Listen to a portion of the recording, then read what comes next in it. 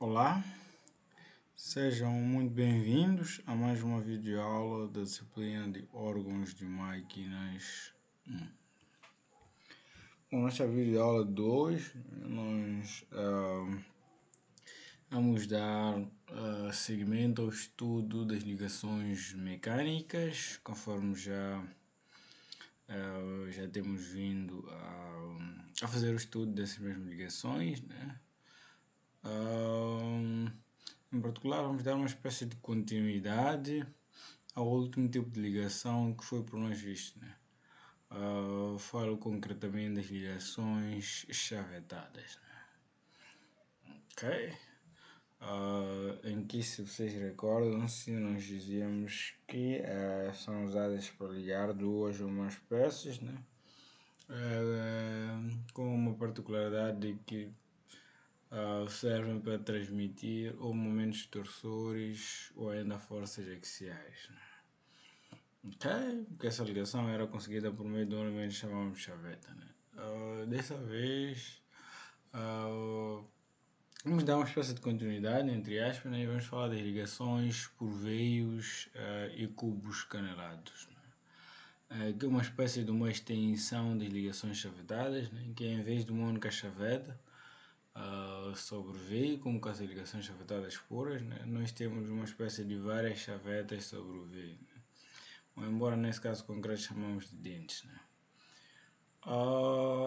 Conforme já é de costume, nós vamos seguir esta sequência,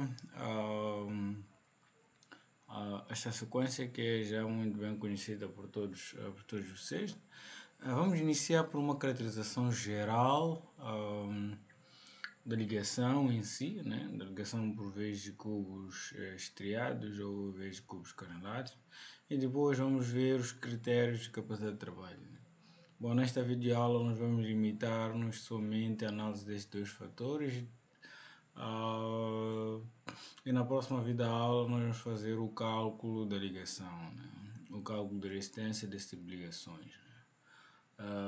Fazemos basicamente três tipos de cálculo, né? O cálculo simplificado ou pelo critério generalizado, logo de seguida fazemos os cálculos de teste ou esmagamento e o desgaste.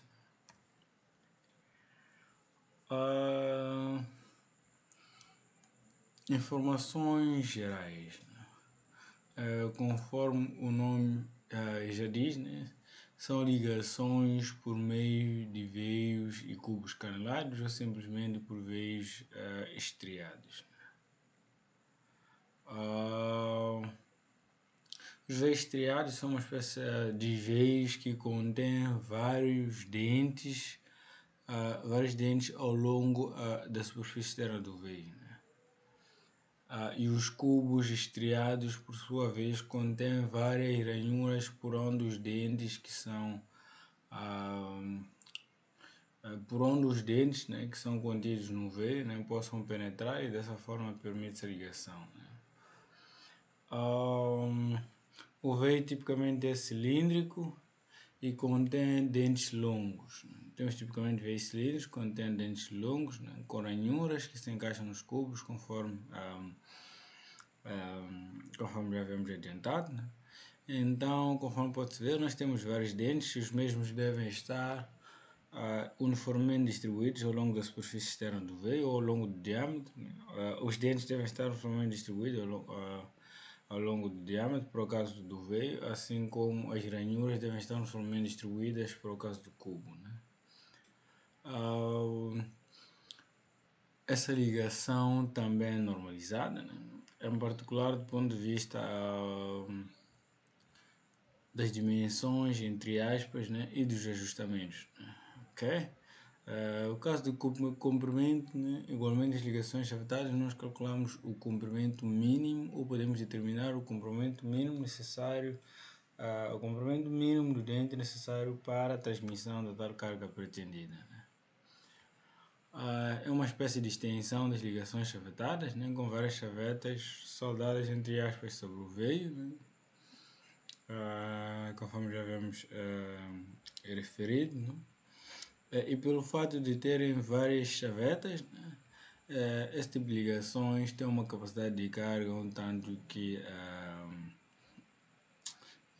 um tanto que melhorada, né? Tem uma capacidade de carga maior, né? Muito pelo fato do aumento do número de chavetas ou muito pelo fato da existência dessa multiplicidade das superfícies que são usadas para a transmissão da carga, né? São usadas para ligação. Estas ligações são bastante precisas, né? E em geral, para que haja uma boa relação de custo-benefício, é necessário que a produção seja em massa, né? E em função do tipo de centragem, há a possibilidade de termos um processo de retificação dos dentes, um processo de brochamento e ainda um processo de mantelagem, né? Em função do tipo de centragem dos dentes das duas peças, né? É possível termos todos estes processos, ou melhor, basicamente temos um dos processos, né, para a retificação dos tintes, né?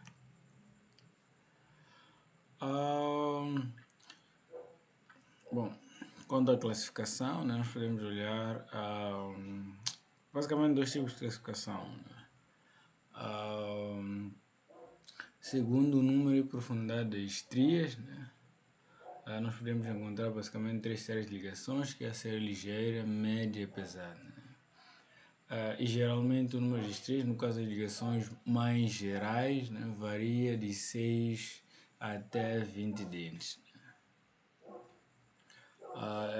E quanto aos perfis, nós podemos encontrar basicamente três tipos de perfis, né? Que são os perfis de flancos paralelos, né? O perfil de envolvente, né? O perfil de flancos paralelos, o perfil de envolvente, né? É uma espécie de um dente curvo, né? Um bocadinho diferente dos flancos paralelos. Por fim, nós já não podemos encontrar o perfil triangular, conforme está aqui ilustrado, né? Este perfil triangular não é muito difundido, né? Ou é apenas usado em casos especiais que se justifique, né? Por vista dos parâmetros principais da ligação, nós podemos ter o diâmetro interno do veio, né? O diâmetro exterior, o diâmetro interno do veio, uma espécie de diâmetro do pé do dente e uma espécie de diâmetro da cabeça do dente, né? Então, diâmetro interior e o diâmetro exterior, ainda podemos encontrar a largura do dente, né, como sendo os parâmetros principais, né. Ainda temos outros, né, mas são os principais. Nessas ligações, as estrias têm flancos retos. Bom, vamos falar agora das ligações com dentes de flancos paralelos, né. No caso de dentes de flancos paralelos, este exemplo, né, desta classificação quanto ao perfil, né, de flancos paralelos. Nesse caso concreto, os dentes têm flancos paralelos ou as superfícies laterais dos dentes são paralelos entre si, né? E é através dessas superfícies que se transmite a carga do veio para o cubo, ou vice-versa, né? Do cubo para o veio também é possível, né? E podemos encontrar basicamente três tipos de centragem, no caso de ligações com flancos paralelos, que é a centragem pelos flancos, conforme está aqui ilustrado, então faz-se o ajustamento com base na largura do dente, né? E podemos fazer a centragem pelo diâmetro exterior, né? Pelo diâmetro exterior D maiúsculo, assim como a centragem pelo diâmetro interior D, né? É necessário frisar quando se exige ou quando a ligação ou quando pretende-se que a ligação tenha uma boa centragem entre o veio e o cubo. É sempre pertinente que a centragem, ou é recomendável que a centragem seja feita pelo meio dos diâmetros, né? Okay? Como por exemplo pode-se ver aqui no caso de centragem pelos flancos, as duas peças poderão ter um certo grau de liberdade, né, na direção radial, né? Então, quando pretendemos que haja uma boa centragem, é recomendável que quando pretende uma boa centragem, né, sobre as duas peças, recomenda-se que a centragem seja feita por meio, por meio dos diámetros. Então, dessa forma, nós reduzimos a possibilidade de excentricidade, né, das peças que compõem a ligação. Centragem pelo diâmetro interior D. O diâmetro interior D minúsculo é basicamente o diâmetro menor da ligação. Este tipo de centragem é conveniente nos casos em que o cubo é muito duro e o seu brochamento ou processo de retificação do diâmetro interior do cubo, do diâmetro exterior do cubo é complicado, né? Ok? Devido a essa dureza que é bastante elevada, né? Ok? Então vamos usar no caso em que o material do cubo é bastante duro, né? E também poderá se usar quando o tratamento térmico pode levar ao empenamento longitudinal do veio em particular, né? E nesse caso concreto, para a retificação das peças, né, em vez de procedermos à retificação do diâmetro exterior do veio do cubo, conforme está aqui ilustrado, né, nós podemos proceder à retificação apenas do diâmetro interior do cubo, assim como da profundidade do dente para o largo, assim como da profundidade do dente para o lado do veio, né. E dessa forma já temos as peças prontas para ligação. E como pode-se ver, em função do diâmetro das peças que se pretende fazer a ligação, né, pode-se claramente observar que é bastante difícil proceder à retificação das estrias internas do lado do cubo, né. De um lado por falta de espaço para a ferramenta de corte, assim como para a própria fixação no sistema tecnológico por aí fora, né. Centragem pelo diâmetro externo D, né. O processo é geralmente bastante econômico, né.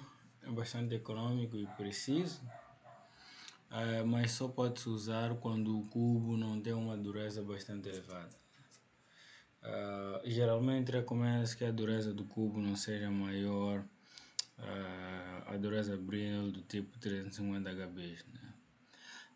E quando essa condição verifica-se, a retificação poderá ser feita por meio de uma brocha, né? Esse processo de retificação ocorre após um tratamento térmico, né?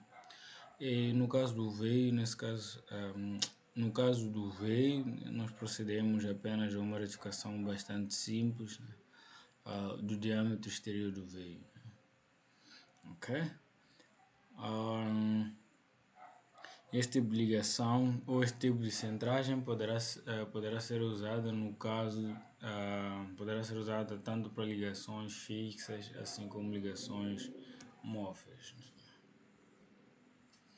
Okay. Temos aqui alguns exemplos, né? É verdade que não estamos no processo como tal, né? Mas temos aqui algumas ferramentas, né? Temos aqui a brocha e temos o cubo que pretende ser retificado do diâmetro exterior. Centragem pelos flancos, né? Essa centragem pelos flancos, logicamente, que é usada quando a possibilidade de excentricidade sobre os veios não poderá causar grandes efeitos nocivos à ligação em si, né? Então nós podemos optar por esse sistema de ajustamento em que reduzimos de forma bastante significativa a folga lateral, e com essa redução bastante significativa da folga lateral nós conseguimos uma boa distribuição da carga pelos dentes de ligação, né? Uma distribuição um tanto que regular em comparação com os outros tipos de centragem, né? Temos nesse caso concreto centragem pelos flancos uma distribuição um tanto que melhorada, né? da carga ao longo de todo o comprimento, do dente, né? E é também muito recomendado no caso em que temos cargas irreversíveis, né? Por exemplo, em caso de transmissão de momentos torsores, né, nós podemos ter momentos torsores nas duas direções, né? Ok? Irreversíveis nesse caso, né? E do ponto de vista do diâmetro, a centragem, do ponto de vista da excentricidade, né, conforme já havíamos falado, né, esse tipo de centragem não permite uma grande precisão quanto à centragem em comparação com as centragens pelos diâmetros, né, pelo fato dessa possibilidade de alguma excentricidade, né, dos eixos das duas peças, né. Temos aqui alguns exemplos de designação deste tipo de ligações, né? Quando faz-se a designação mais generalística possível, né, será composta por número de dentes, pelo diâmetro interior, seguido pelo diâmetro exterior, depois pela largura do dente e por fim pelo número de dentes.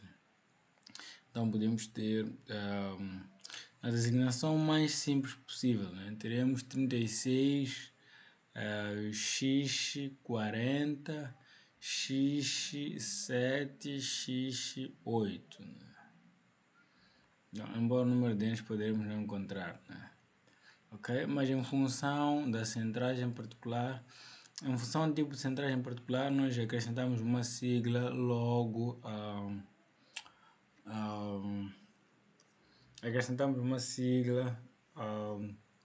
logo no início da designação da ligação, né?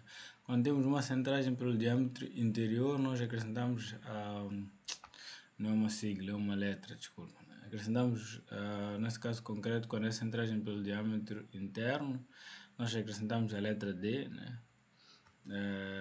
Colocamos o número de dentes, né? Bom, eu fiz aqui uma confusão, né? Eu disse que era diâmetro interior, diâmetro exterior, largura e número de dentes, né?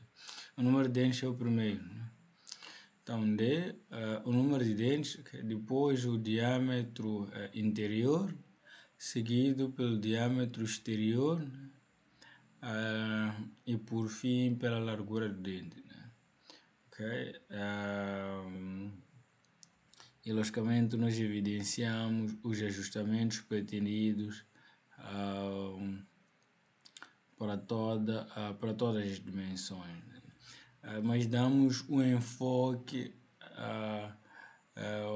particular, né, ao ajustamento da centragem, né? Ao ajustamento da centragem, conforme está aqui indicado, né? Conforme está aqui destacado, né? H7 por E8, que será o ajustamento pretendido para esta centragem em particular, né? Fazemos o mesmo tanto para o caso da centragem pelo diâmetro exterior D, assim como pela largura do dente, né? Iniciamos pelo número de dentes, né? Depois o diâmetro interior, o diâmetro exterior, seguido do seu respectivo ajustamento e por fim a largura do dente e seu respectivo ajustamento. Como pode-se ver, nós ainda podemos ter simplificações sem tipicamente precisar de colocar todos, sem precisar tipicamente de colocar os ajustamentos de toda a espécie. Nós podemos limitar-nos apenas a colocar o ajustamento para o sistema de centragem, né? Okay? E por outros casos nós assumimos, podemos assumir os ajustamentos mais comuns para este tipo de ligações, né? Viemos até então as ligações com dentes de flancos paralelos ou simplesmente faces paralelas, né? Vamos passar agora a ver ligações com dentes de perfil devolvente, né?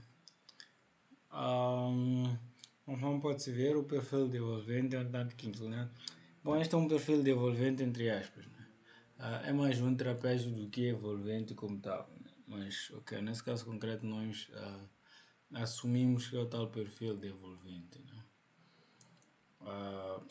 Bom, infelizmente aqui está ilustrado como um trapézio, né? Mas bom, serve para o propósito. Né? Conforme pode-se ver, em comparação, por exemplo, com o perfil de flancos paralelos, né? Nós temos flancos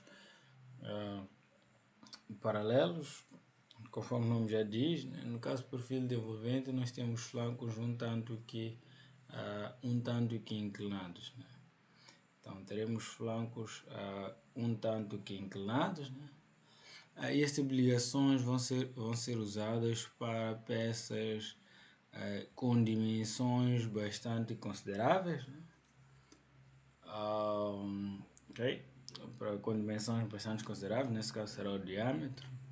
Esse perfil, conforme já pode se imaginar, é bastante caro em comparação com o outro perfil, muito pelo fato das curvas do perfil de envolvente, que são um tanto que complexas em comparação com os flancos paralelos. Né? Este tipo de construção é bastante similar às rodas dentadas. Né?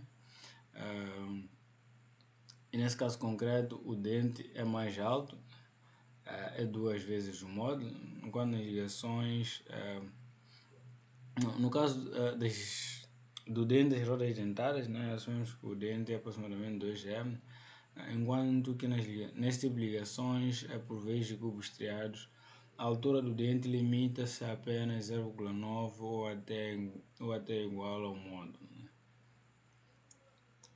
Bom, o modo de relação entre o diâmetro e o número de dentes. Né? A outra diferença que nós podemos encontrar em relação ao ângulo de inclinação da força normal, em que por causa das rodas dentárias nós temos o ângulo de inclinação da linha de ação da força normal de 20 graus. E no caso concreto das ligações por vez de cubos estriados temos um ângulo de inclinação de 30 graus. Né? Nesse caso concreto, o grau de debilitação do veio é um tanto que menor, né? Que nas ligações por dentes de flancos paralelos, muito pelo fato dessa pequena curvatura, né? Que existe, né? Que existe na base do dente. Né? Então, aqui como pode-se ver, né? Nós temos uma base de dente com uma espessura um tanto que aumentada. Né? O que não verifica-se no dente de flancos paralelos. Né? E essa é basicamente a maior vantagem desse tipo de dentes. Né? Do ponto de vista de centragem, poderá ser feita pelos flancos, assim como pelo diâmetro exterior. Né? E esse tipo de dentes também podem ser usados tanto para ligações fixas, assim como para ligações móveis. Critérios de capacidade de trabalho. Os critérios de capacidade de trabalho são aqueles que basicamente nos guiamos para fazer o cálculo de resistência das peças que compõem a ligação. Nesse caso concreto, nós podemos encontrar como sendo o nosso primeiro critério de capacidade de trabalho a resistência ativa, a resistência da superfície ativa ao esmagamento, né? E podemos encontrar ainda outro critério de capacidade de trabalho, que é basicamente a resistência ao desgaste tipo mecânico corrosivo. Né?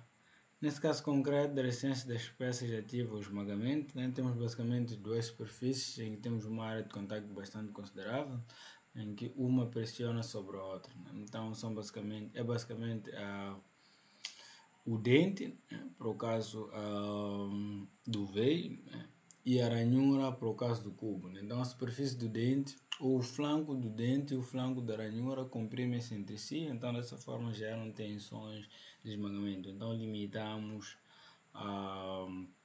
limitamos essa mesma tensão de esmagamento, que é basicamente o cálculo mais geral para este tipo de ligações. Né? Ainda podemos ter o desgaste do tipo mecânico corrosivo, tipo Fred. Né? Poderá ser causado um desgaste poderá ser causado por pequenas oscilações relativas das peças ou da superfície em contactos, né? E é muito verificável em estruturas em estruturas em que poderá se observar alguns fenômenos de vibrações, né? Em alguns fenômenos de vibrações, né? E ademais poderão ser causados em algumas ligações por vezes de cubos estriados que suportam outras peças giratórias que podem ser capazes de causar momentos fletores, né? Algumas dessas peças que poderão compor o cubo poderão ser, por exemplo, engrenagens, polias, rodas estreladas e por aí fora, né? E a característica dessas cargas serão tanto que cíclicas, e dessa forma poderemos ter um desgaste localizado, né? A carga é tipicamente cíclica e dessa forma nós poderemos ter um desgaste localizado, né?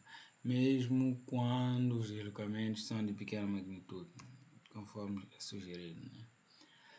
Do ponto de vista de momentos do momento fletor, nós podemos ter momentos que são gerados basicamente por duas forças. Uma é a força normal, que é a composição da força radial, força tangencial, né? Força radial, força tangencial, que atua em uma excentricidade de E, que vai causar flexão do V, assim como a força axial que vai atuar sobre o diâmetro sobre 2, que é o raio, né? Poderão causar momentos, né? Dessa forma, o momento resultante poderá ser expresso como sendo o momento de rotação resultante será expresso como sendo a soma desses dois momentos, né? Devido à força normal e devido à força axial.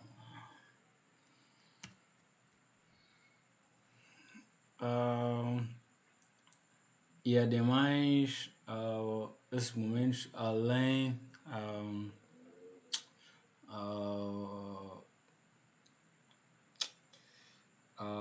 esses momentos, além de alguma sobrecarga nas peças de ligação, causam também algumas concentrações de tensões em alguns pontos dessas mesmas ligações, em que os mesmos momentos poderão ter magnitudes um tanto que variáveis, né? E dessa forma nós podemos ter alguns micro deslocamentos, né? E podemos ter algumas deformações, e essas deformações poderão ser resultantes do momento, né, que vai atuar sobre a ligação, né, no momento de rotação resultante que atua sobre a ligação, e dessa forma nós teremos alguns pequenos micro deslocamentos das peças uma sobre a outra, né? E com o surgimento desses pequenos micro deslocamentos das duas peças, nós podemos estar a ocorrer o risco do surgimento do fenômeno de desgaste das duas peças. Ok? Conforme puderam ver, né? A nossa aula hoje vai terminar por aqui, né? Conforme puderam ver, foi uma aula bastante corrida, né? Bom, era apenas uma aula para uma descrição geral das ligações, né? Então, voltamos a nos ver na próxima aula. Obrigado e fiquem bem.